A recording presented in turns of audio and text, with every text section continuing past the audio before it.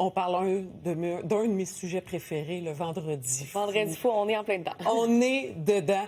Alors, sur le web, on en parle beaucoup, beaucoup, beaucoup. Mais ce qui est drôle, c'est qu'on parle aussi de comment sont habillés des employés. Oui, parce que vous avez peut-être remarqué, si vous magasinez ou si vous allez magasiner dans les derniers jours, souvent, à partir du vendredi fou jusqu'à Noël, certaines entreprises décident d'avoir des uniformes différents d'habituellement pour, possiblement aider les gens à démasquer qui travaillent au magasin dans cette foule-là.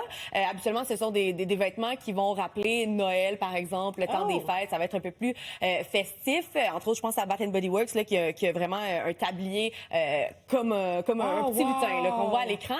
Mais l'entreprise qui retient l'attention ces jours-ci, c'est l'entreprise de vêtements Garage. Parce que ça, ce sera l'uniforme qu'ils vont porter durant la journée du vendredi fou aujourd'hui. On peut y lire, on y lit là, justement que c'est « hot on duty ». Donc, j'ai essayé de traduire là, cette phrase-là en français. Ça donne quelque chose comme canon au travail, sexy au travail. Et comme on voit, les réactions sont nombreuses sur les réseaux sociaux, surtout d'employés qui disent, bon, on va devoir porter ça. Soyez gentils avec nous aujourd'hui.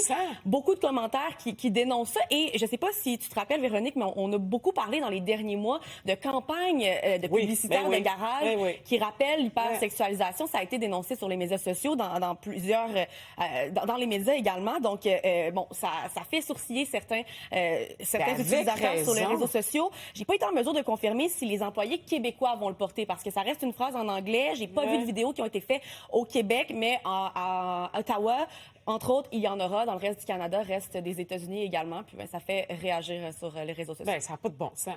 On va se le dire. Je vais aller ajouter ma voix aux autres. Ça n'a pas de bon sens.